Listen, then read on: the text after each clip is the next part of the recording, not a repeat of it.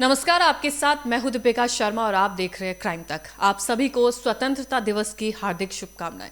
आज हम सब आजाद हैं, हर कोई अपनी मर्जी से जी सकता है। हमारे देश में लोकतंत्र है, महिला हो या पुरुष हो, हमें अपने फैसले लेने का हक है। लेकिन ये आज़ादी हमें यूं ही तो नहीं मिली। हजारों लाखों लोगों ने अपनी कुर्बानी दी और उसके बाद हमारा देश आज़ाद हुआ।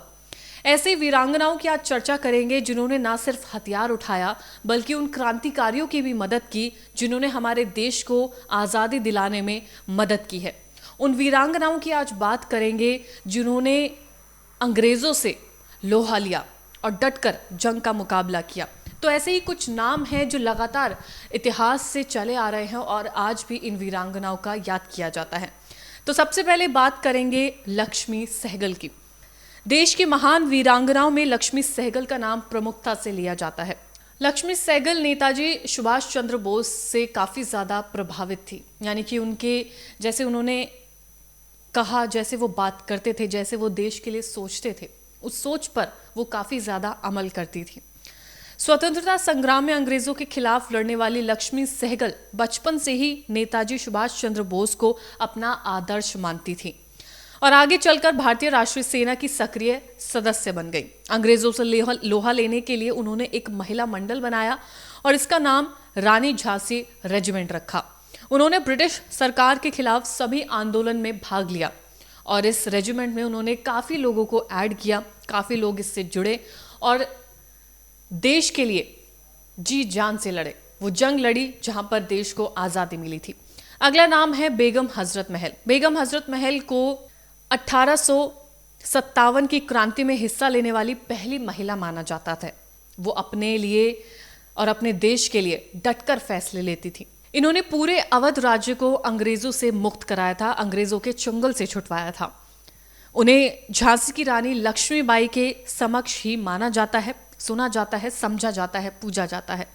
बेगम हजरत महल ने गांव के लोगों को ब्रिटिश शासन के खिलाफ लड़ने और आवाज़ उठाने के लिए प्रेरित किया था, मोटिवेट किया था, उन्हें समझाया था कि हमारे देश के लिए आज़ादी कितनी ज़रूरी है।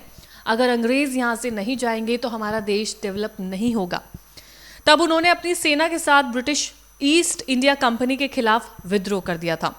इसके बाद उन्होंने गोंडा, फैजाबाद, सलोन, सुल्तानपुर, सीतापुर और बहराइच जैसे क्षेत्रों से अंग्रेज़ों से इन तमाम क्षेत्रों को आज़ाद करा लिया था। बताया जाता है कि इस लड़ाई में कई राज्यों ने बेगम हजरत महल का साथ दिया था। उनको लोग प्रेरणा मानने लगे थे। जिस तरह से वो लोगों को प्रोत्साहित करती थी, जिस तरह से उन्होंने ये लड़ाई लड़ी देश को आज़ाद कराने के लिए, आज भी लोग उन्हें याद कर कर गर्व से कहते हैं कि ऐसी भी वीरांगनाएं थी जिन्होंने हमारे देश के लिए बलिदान दिया। अगला नाम आता है झलकारी बाई का। साल 1857 में झलकारी बाई ने रानी लक्ष्मीबाई के साथ कंधे से कदम मिलाकर जंग का डटकर सामना किया था, अंग्रेजों से लोहा लिया था। बचपन से ही उन्होंने घुड़सवारी और तीरंदाजी सीखी थी, उन्हें शौक था।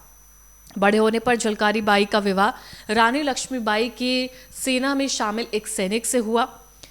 रानी उनकी बहादुरी से काफ़ी ज़्यादा प्रभावित हुई थी। जिस तरीके से वो घुड़सवारी करती थी, तीरंदाजी करती थी, वो उससे काफ़ी ज़्यादा खुश थी और उन्होंने फिर फैसला लिया और फिर उसके बाद उन्हें दुर्गा दल में शामिल कर लिया और उसके बाद वो अपनी सेना की सेनापति भी बनी।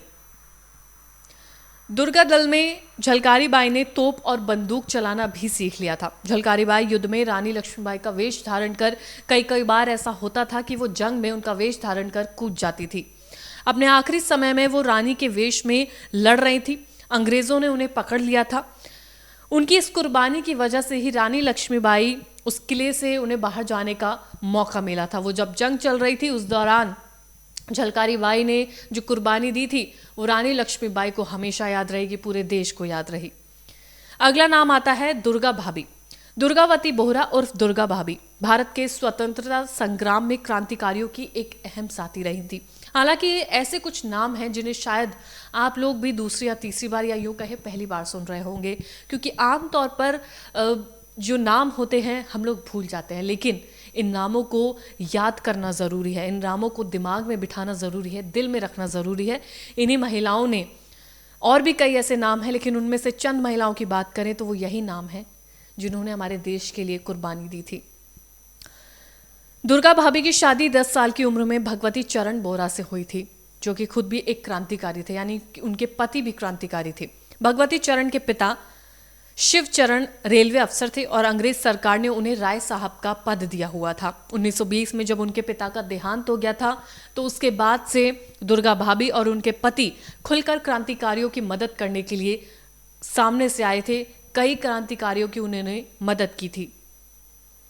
28 मई 1930 को भगवती चरण अपने साथियों के साथ रावी नदी के किनारे क्रांतिकारियों की मदद कर रही थी। उसी दौरान कुछ ऐसा हुआ कि उन्हें, जब वो मदद कर रही थी, उस दौरान वो शहीद हो जाती है। लेकिन इन तमाम वीरांगनाओं को आज भी याद किया जाता है, हर दिन याद किया जाता है। इन्हें सलाम किया जाता है कि इन्होंने हमारे देश को आज़ादी दिलाने में एक अहम, एक महत्वपूर्ण भूमिका निभाई। चाहे वो गांव वालों को प्रेरणा देना हो, उन्हें मोटिवेट करना हो, चाहे क्रांतिकारियों की मदद करना हो, अंग्रेज़ों के साथ जंग में लड़ना हो, हथियार चलाना हो, तलवार चलाना हो, बंदूक चलाना हो, घुड़सवारी करना हो, तमाम चीज़ें इन्होंने की। तो इसलिए इन्हें भी आज याद किया जाता है। गर्व होता है कि ऐसी महिलाएं हमारे समाज में रहीं और ऐसी महिलाएं हमारे समाज में आगे भी रहेंगी। जय हिंद, जय भारत।